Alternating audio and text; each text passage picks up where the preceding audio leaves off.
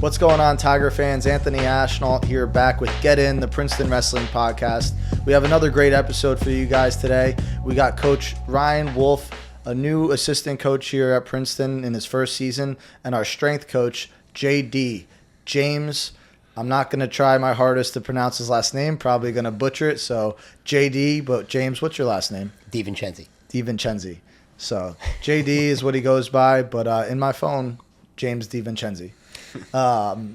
Boys, I'm really excited to have you guys on, especially JD, because I just feel like right now our boys are so exciting and so excited, and they've been working really hard. And I feel like, you know, in preseason in any college sport, really a lot of preseason is worked outside of the sport, whether it's conditioning workouts, strength and conditioning workouts. So just, you know, what has it been like for you outside of the coaching staff? Sometimes we don't see all those workouts. What's it been like for in your eyes, the experience with our athletes this year?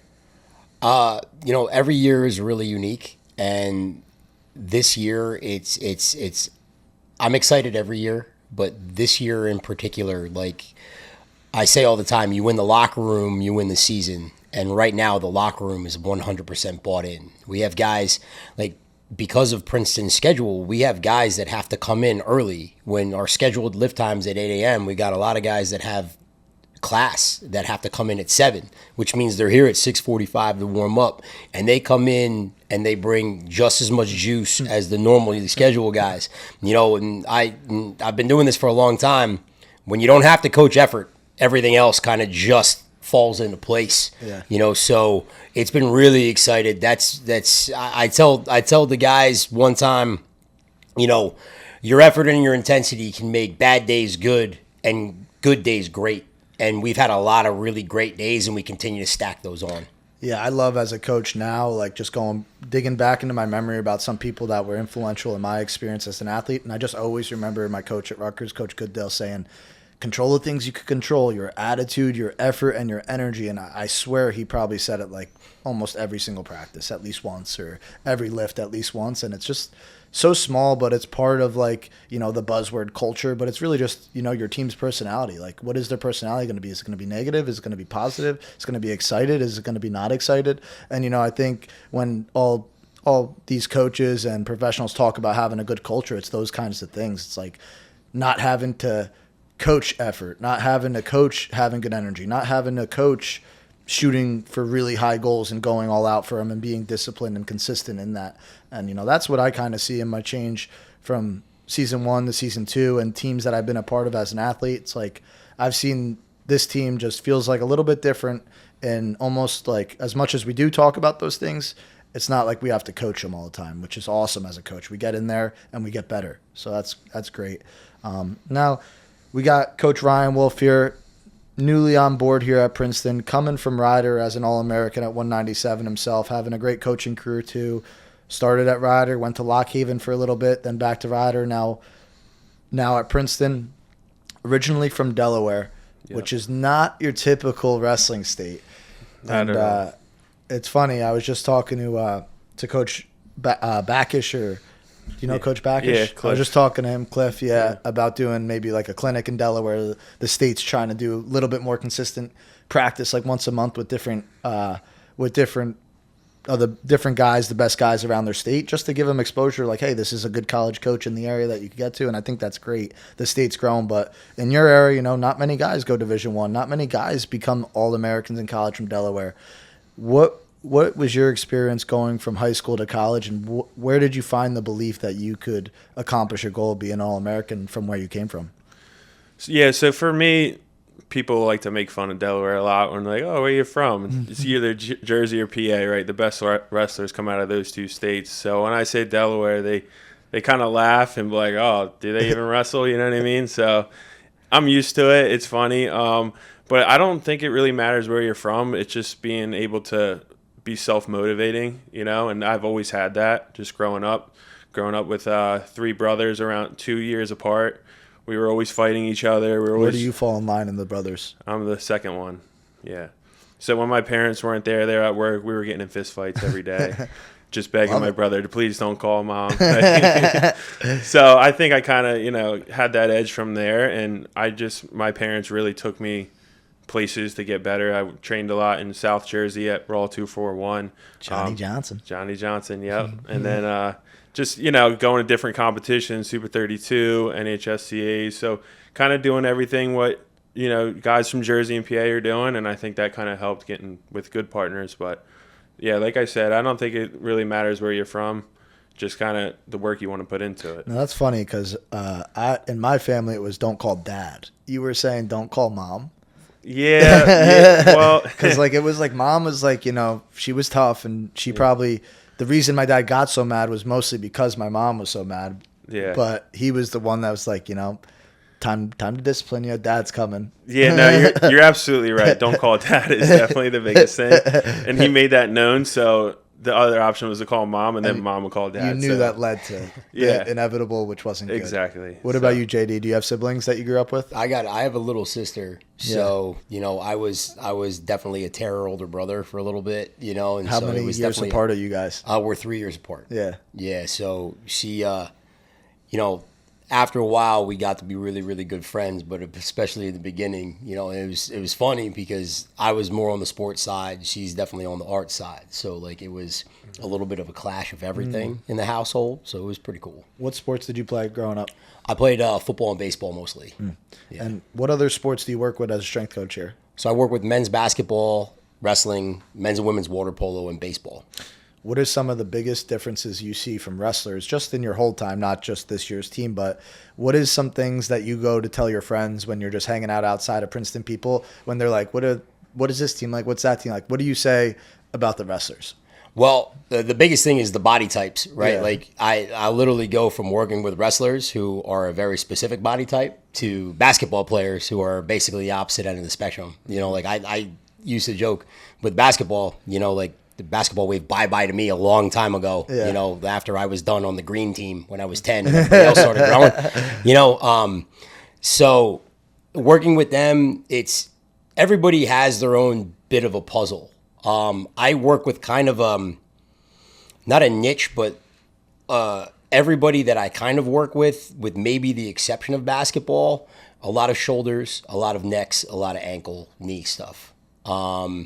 Where the body types are all very, very similar. So training them outside of understanding where the areas are that are most susceptible of injury and then working backwards to try to minimize the potential for injury. We're never going to stop it. You guys have heard me talk about with the recruits, especially with wrestling, right? If you're not getting hurt wrestling, chances are you aren't wrestling, so it's how do we make the athlete more robust in their abilities to either overcome or make an stay acute, not chronic. But with wrestling, it's a little bit different, whereas there's, you've got to give athletes what they don't get until they get closer and closer to their season. And then once they start getting closer, you got to give them a little bit of what they need. And with wrestling, it's a suffer-based sport, and you've really got to give them. You're not going to be able to mimic in the weight room what you do on the mat, but you could mimic the style, you could mimic the pace, you could mimic the intensity, and that's really kind of what we look for.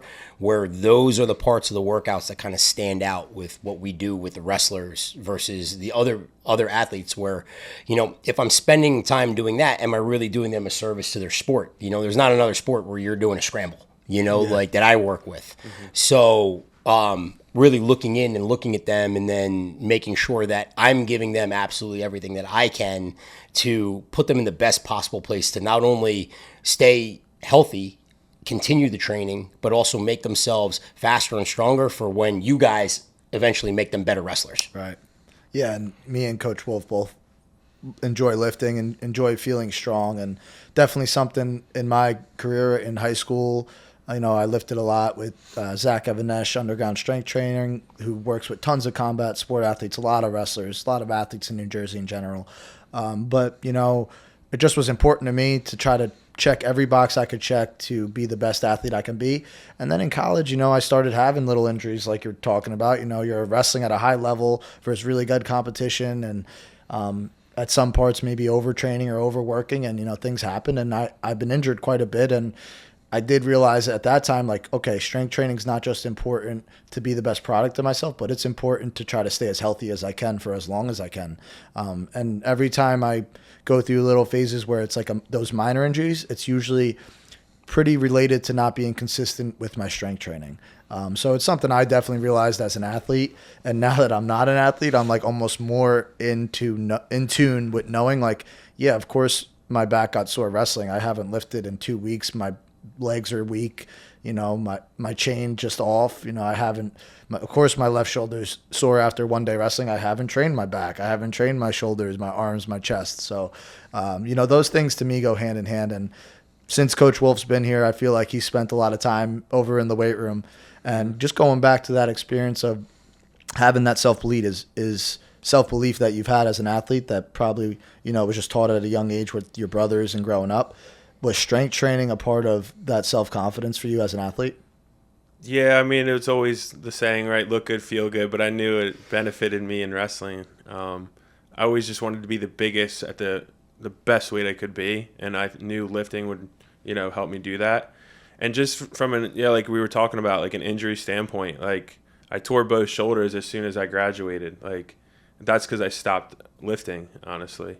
And ever since I got back on the, you know, lifting train, I don't get hurt anymore. So it's definitely been a big part of my life. I don't think I'll ever pass JD in his squats, but right now we're in Squat-tober. It is Squat-tober right now. So I'm what is Squat-tober like?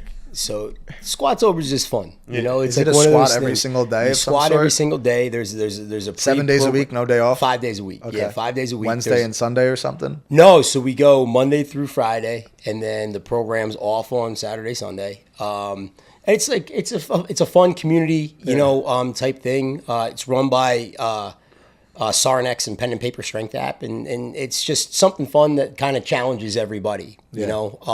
And it's we enjoy it quite a good amount, you know, in the strength staff. Have you done it in the past, and does your squat numbers go up from Skyrockets? Skyrockets? Yeah, in the past, what have your numbers gone up?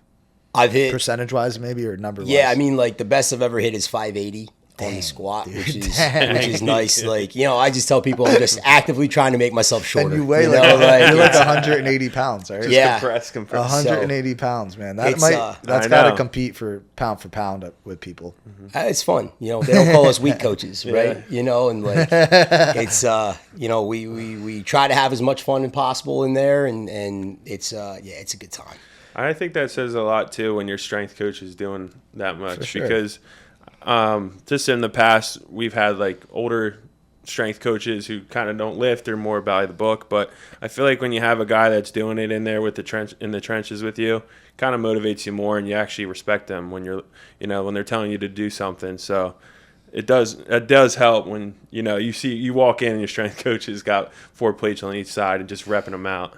So I love it. Yeah. So on the wrestling team on Fridays, I've noticed, and I haven't really asked much, but everyone doesn't wear sleeves on Friday. Yep. When did that start, and why? Like, what is that about? So I got to give a shout out to Sean Gray for that one. Okay. You know, like that was a no sleeve Friday rule comes in like in the springtime.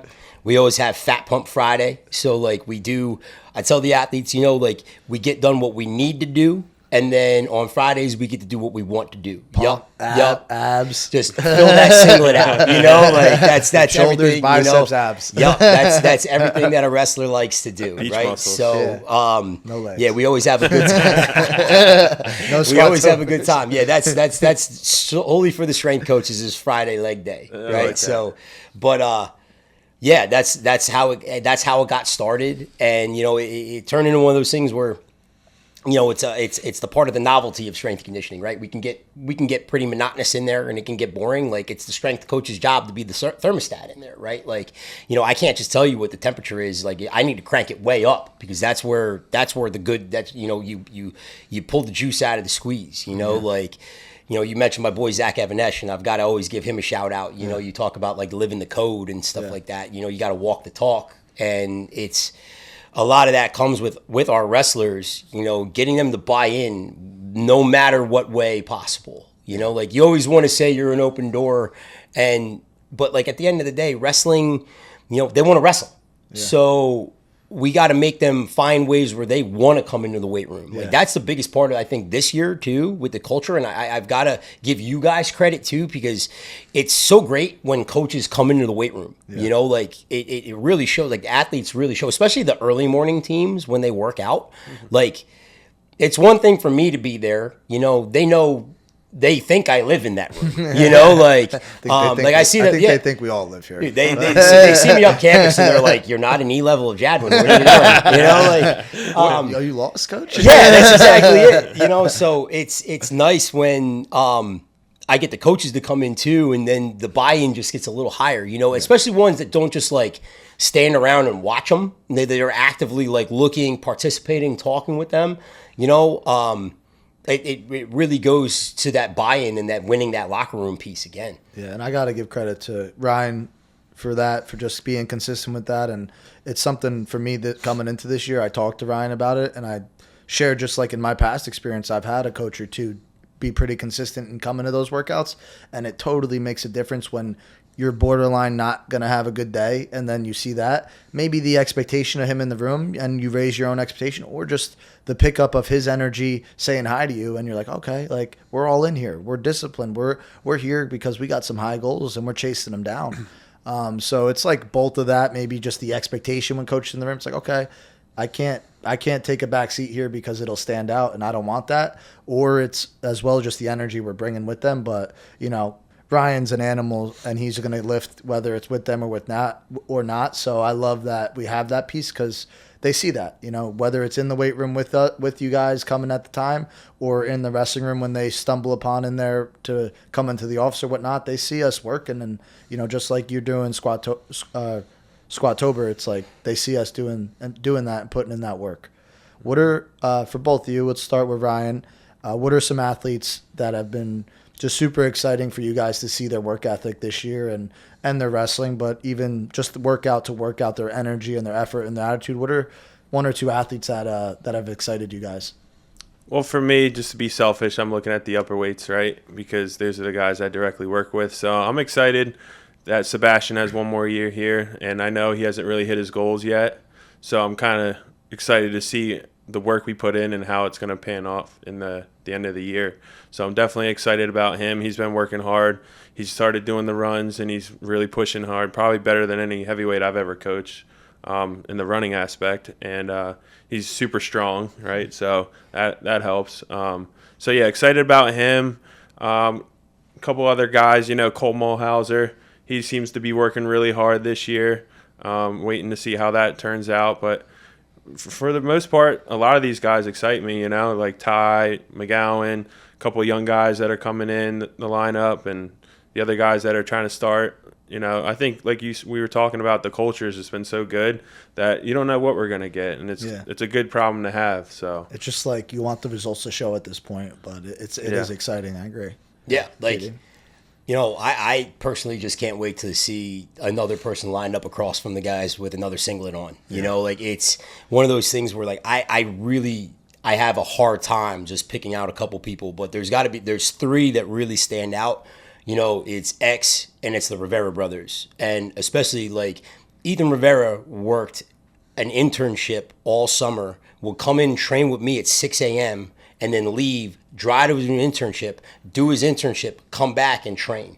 You know, like when you see that kind of level of dedication, like you can't not root for that kid, you know, like, and it's not to take away from anybody else, but those were the three guys that were consistently in my room. You know, the jumps and leaps that X has made in the weight room, like I'm really excited to see how he does as well. You know, Eli's been an animal for me, like working, but like going back to the entire roster from everywhere, like what it's really exciting to see, you know, guys like Ty, M.A., Mulhauser, Sebastian, and then these young guys too, you know, really stepping up and stepping into a leadership role. You know, a lot of the guys were really comfortable taking a back seat last year, and it kind of like, it bothered me a little bit. Lift, yeah, you know, like and not attacking it like a wrestling. Because I knew what their potential was. You know, like, and I think, you know, last year a lot of the guys not making their overall goal, you know, of getting on that podium at nationals, I think they're taking everything all in. now, and it's ratcheted up, and then it raises the bar and the level expectations for everybody else. Yeah. You know, like there's no room for slackers in this room. You know, like, and I've told them before, we had a really, really successful year, that COVID year, that 2019 when COVID hit. When they had won the Ivy League. We had won the Ivy League, and I will go to my deathbed saying that was probably the most heartbreaking thing, was not being able to see those guys compete at nationals, because we had potentially 3 national champions in that group, and like seeing that taken away was wild, because we had such a good culture that year, and I see the level of work that is being involved with these guys right now, and it's right up there with from the leaders all the way down to the new guys. And you've been here for how many years? 16 years. Wrestling every year? I've had wrestling since, so we've worked with wrestling since I got here. There was a couple of years where wrestling kind of took a turn and wanted to go train kind of on their own. Mm-hmm. And then after that, I had gotten into combat sports myself, and just talking with Ayers, Sean Gray had just come on his staff, and it was a couple years before Dubuque came here, actually. And so it was like one of those things that just from all our talks became organic, and I was like, hey, guys, like they were injury riddled and all this stuff. I'm like, I will take you guys on. We didn't have the strength staff we did back then. I had 8 teams to begin with without having wrestling, and I was like, listen, I will take another group on as long as your guys come in with effort and intensity every day, and I've had them ever since. So it was, awesome. Yeah. Would you say this team and maybe 2019 team, is it some of the best energy and that buzzword culture, like some of the best culture that you've seen out of the wrestling program? Definitely, like from an energy, and every team's culture is different, and every year's culture is different, so like it's really exciting, especially too, like, I worked with Chris when we were absolutely terrible, like he used to joke, we didn't have a single guy with cauliflower ear my first year that we had. Not good. No, not good at all. But They then must have been from Delaware. Yeah, Delaware, Rhode Island. Yeah, Maine. But then working up the ranks, then you see, you get the Brett Harner. And then from there, like even before him, you had the Jordan Laster that won EIWA. And then, they're working up every year. And then all of a sudden we have an All-American. We have more national qualifiers. And then Coach leaves and Coach Dubuque comes in. And then everything changes and you're adapting with that. But the level of expectation is still there. And now we're continuing to rise with that, which is really exciting to see with a new coaching staff here. Yeah. With especially like the institution of both you guys, Coach Brewer, like it's definitely it's different, right? Like, and different's always great because different is different. So like I love seeing, like, especially with how we did last year, the conversations we've had, the directions that we go, and like, I mean, I don't want to jinx myself, but this is also probably one of the healthiest preseasons we've ever had. Yeah. And I attribute that to like your guys' job as a coaching staff, communicating with both me and Mike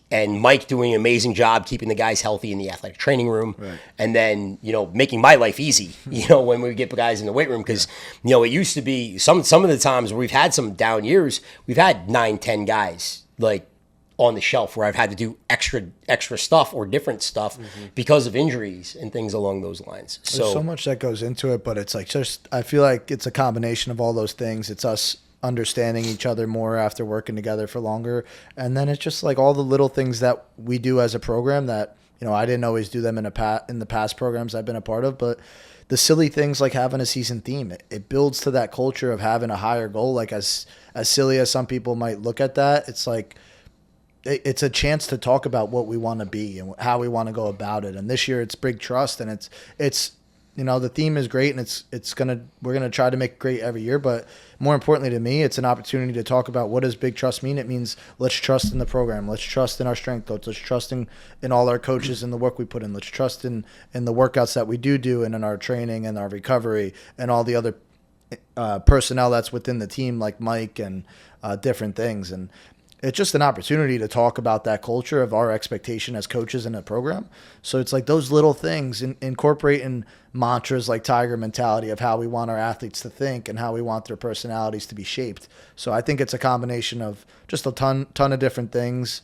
that Coach Dubuque and Coach Ayers probably started a lot of them, and it's great. And we're going to continue to carry on the things that work, and the things that don't work, we're going to adjust and get better. So it's been really fun. It's been great getting to know you, JD, more through that process too. Ryan, talking a little bit more about just differences in programs a little bit, and doing your best to just keep things positive with past places. What are some things that you see in this team compared to teams you've been a part of as an athlete at Rider and coaching wise? What are some differences that are just like, oh man, I never thought about that before? I'll never say anything bad about where I came from because they basically made me who I am. So I always thank Rider for that. And, that was one of those schools not a lot of people know about, small D1 program, blue collar, just like a lot of other places. And, they pushed me mentally to become the best I could be. So always grateful for that. I think the difference here is we kind of analyze a little bit more at Princeton, like why are we doing this? What is it going to help and how can we make it better? Whereas at my other school, it was kind of like, we're just going to make you tough, right? And it was just like, you trusted that. So it's been unique coming here and seeing kind of bringing it back and like, how can we keep our guys healthy, and it's been working. So I think that's huge because when you're going into the season, don't matter how hard you're pushing, if your guys aren't healthy, it's like, what are you going to get out of that, So I would say just having a good culture here has been really awesome to see. It's easier to coach when the culture is great because guys want to learn, they want to be good, and that makes our jobs as coaches much easier.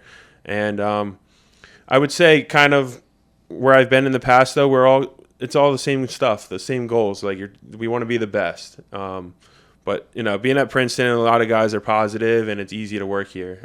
I've been enjoying it so far. Yeah, and you touched on it, and I know all of us as coaches, you got to take your past experience and learn from them and use the good things that were part of those past situations or past coaches or past programs, and we'd be silly not to use those lessons. And I definitely see in you bringing the toughness and the honesty and just straightforwardness to our program that we kind of needed this year. And especially with the upper weights, there's been guys that made 180 changes.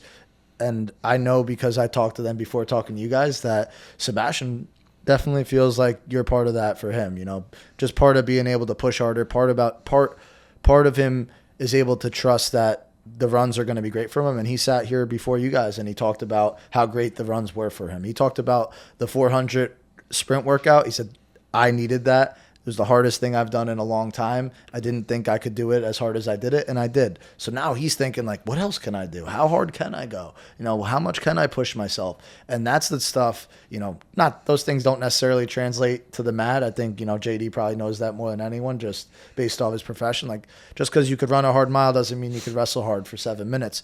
But what it does make someone like Garibaldi realize is I have more in me, and that's important. It'll lead to him pushing harder in practice because he realized that he has another level. So I think you've been awesome part of that for our program, and just want to thank you for that. And appreciate it. It's been great getting to know you here as you've been here. Anything else you guys want to leave our Tiger wrestling fans with? Anything? Any shout outs you want to give to any other guys?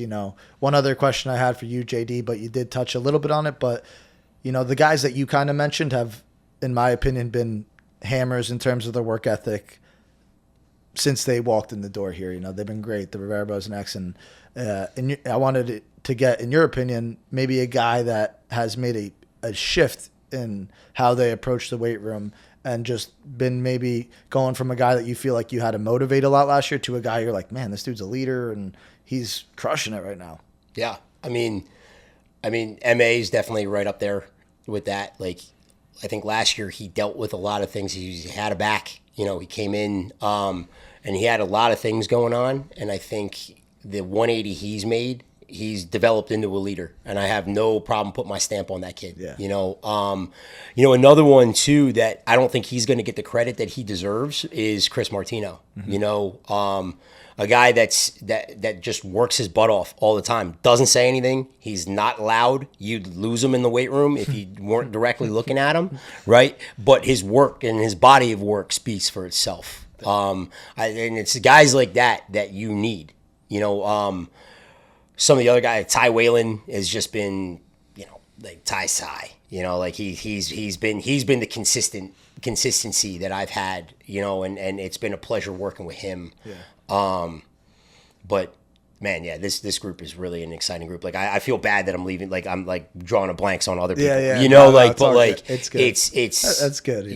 They crush. I mean, we're in exams right now. Midterms, And they're still crushing. they came in yesterday and just absolutely smashed the workout. Yeah.